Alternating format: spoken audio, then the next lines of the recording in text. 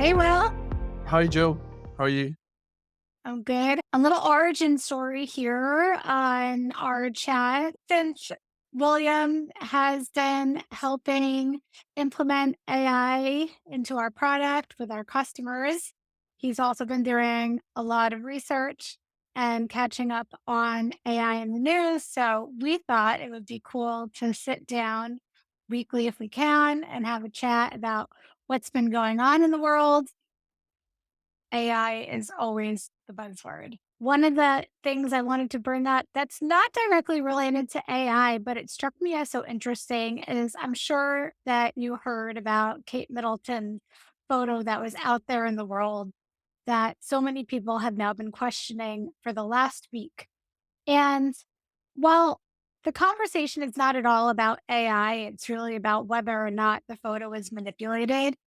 In an article that I read, it said, however, after the photo was shared with the public on social media, viewers began to express concern that the image seemed edited or even AI generated. It's just amazing to me how this concept of whether or not an image used any AI has become a huge topic of conversation across the world. What are your thoughts? I think it's interesting, they made the executive decisions to pull the image from the media completely. I had a look at the image and, it seems pretty real, but I guess I didn't analyze it in the depth other people did.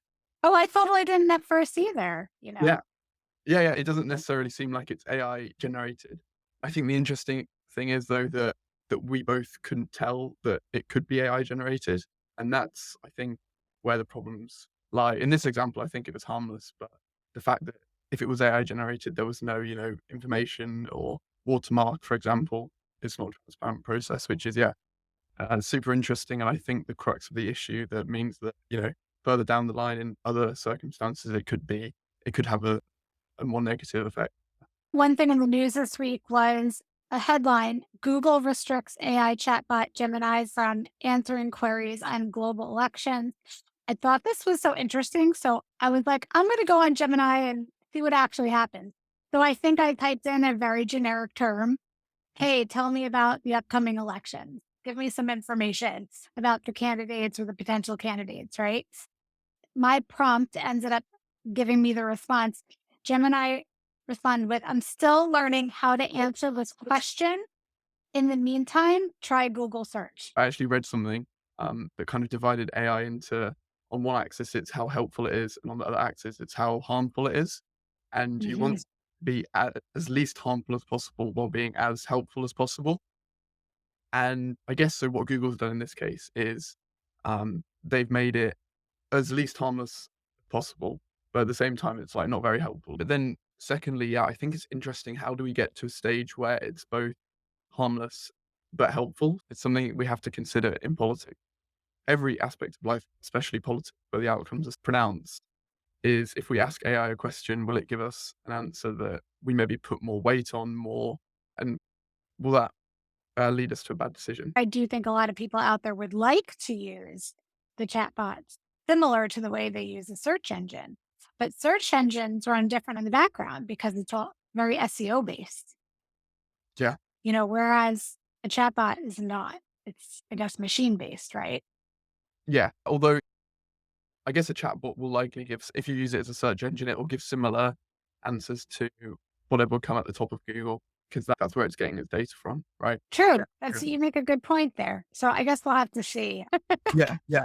I think in the short term, it's a good decision to kind of say, same with the image generation, just there was a problem. Like they admitted that they were generating images incorrectly and then they suspended the service. So here they're kind of mitigating that they're being up, which I think is good. Yeah, I looked at it as a proactive approach, really. And it's interesting. So I the same thing as you. I typed it in Gemini, but then I went to ChatGPT and typed the same question, and it gave me just an outline of like who Trump was and who Biden was. So interestingly, that was a more helpful answer. It was unbiased, but maybe it's more harmful than what Gemini was doing. So yeah, That's so interesting because I didn't even think to try it elsewhere. So that was kind of cool that you did. yeah, yeah, yeah. It's two slightly different approaches, but I think the trees branch off into very different directions the further they each pursue down that path, right? Yeah. And basically, any AI that you're going to use always has a fine print in the bottom that says something like, please make sure you fact check. Mm. Yeah, yeah, definitely. Yeah. So I think that that's also a way that they, cover their basis, that they're Mm. not guaranteeing that the information that they're providing is 100% accurate at this time. Yeah. Maybe that will change. Yeah, definitely. I guess the interesting question is, can we actually rely on ourselves to, check ourselves, do that fact checking? I like to think we can, but as humans, can we rely on ourselves to do that fact checking?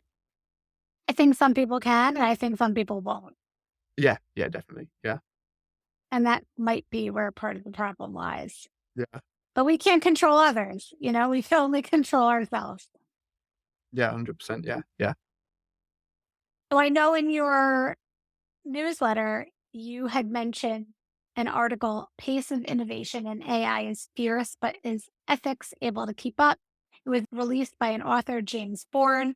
In his opening, he says, but are the ethical implications of AI technology being left behind this fast pace? And that's such a powerful question because I know something that you mentioned is that technology is moving so quickly, but are the ethics kind of keeping up with it? So, what do you think, or what did you learn from having read the article? And I know that you have some insight on Anthropic. I don't even know if I pronounced that correctly. Well, I think with any new technology, like the way it always goes is innovation happens first, like a really fast rate. I mean, this is inherently how it happens. And then the second thing that comes along is eventually regulation starts catching up because problems are caused by innovation and then regulation is forced to step in. It naturally takes longer because it's hard to predict the future. It's hard to predict where things will go. In any case, it always takes, X amount of time for regulation to catch up to innovation. I think that's happening at the moment. Although things like what Gemini have done is starting is kind of mitigating the need for regulation because they're just saying none of these questions can be answered. I actually had an interesting conversation with someone at the house the other day. She was organizing an event that brought a bunch of kind of people from different sectors in AI together. So companies, government, regulatory bodies. And I think that that's one of the That's key. really cool. Super cool. Yeah, yeah, really interesting. It happened yesterday, and I think that's really key to ensuring innovation and regulation or ethics or other conversations around AI apart from how can we advance this technology, which don't get me wrong, is a quite a great conversation to have. Uh, just to ensure that they happen kind of simultaneously and hand in hand. Because at the moment we've got like this silo of like Silicon Valley tech innovation. And we've got this other silo of like regulation and another silo of ethics. And So and maybe then that's part of the problem that they're all in silos. that's the exact problem. You've got these verticals and they don't have anyone bridging the gaps between them. I have a question. I don't know if you can answer it or not. I was a little bit confused. So I know Anthropic released Claude 3 recently, and then I had read from Anthropic's website the constitutional AI harmlessness from AI feedback. I was a little bit confused because I know that that was dated 2022. So Mm. they had written that quite a while ago or put that out quite a while ago. Do you have some background or I guess insight on Anthropic's vision of ethics when it comes to AI and how they lean into ethical practices? I actually am trying to learn more about Anthropic's ethical views of AI because I think it's a different approach to what any other AI company is taking. The most I know about is the constitutional AI, like you said. Did you read the full paper? No, I didn't because I was Well, feeling very confused just by the blurb that was there. okay, yeah, yeah. Well, same. So I'm making my way slowly through the paper, but the way it actually works is they basically introduce like a rule book, a constitution. I believe it's based off the UN Declaration of Human Rights. And then the idea is that AI answers the question, and then you say, okay, given these, 10 principles or whatever, the 10 constitutions, how would you evaluate that answer? And when you think about that, that makes sense because if you ask that to a human, if you asked me a question and said, well, okay, based on this, this, and this rule, how good would you say your answer is? even if I'm going from the same voice-based point of knowledge, I can still make it like a pretty good self-critique, right? So I found that interesting. And then based on that, there's a few other steps, but basically they train a preference model, a new model based on which answer is best. And the second point I found interesting is that they do what's called chain of thought thinking with the AI. Basically, you're telling the AI to think through the problem. And what this actually leads to is that they use a helpful harmlessness scale. For a given level of helpfulness, it's less harmless. So I think that's quite interesting. Maybe I'll go into the paper because I didn't click on it because I was confused just at the baseline. I needed like AI 101, AI ethics 101 or something before I dove into better understanding the concept of the Constitution. I've been thinking about it for a week and I'm still scrambling around. So yeah, yeah, Well, maybe if we sit down and we chat next week, you can update all of from what yeah, you've learned, because yeah, I yeah, find it sure. pretty interesting, and I was very overwhelmed just with the basics. Anyway, I think it's a really interesting approach to AI ethics, having it kind of self-regulate. I'm actually really curious. This is a bit of a change in topic. I haven't experienced AI from language to photo or language to image, I guess it's called, or text to image, and definitely not text to video like I see what's going on with Thora. So my first question was, have you experimented at all with creating images from AI? Because I have not. Yeah, yeah, yeah, great question. I have experimented a bit. So with ChatGPT, you've got DALL-E, and well, that's kind of integrated into ChatGPT 4, which is quite cool. Yeah, I can say like, generate an image of, and I did the same thing with when we heard about Gemini's image problems. I kind of asked Gemini and then I asked ChatGPT just to see what the difference was.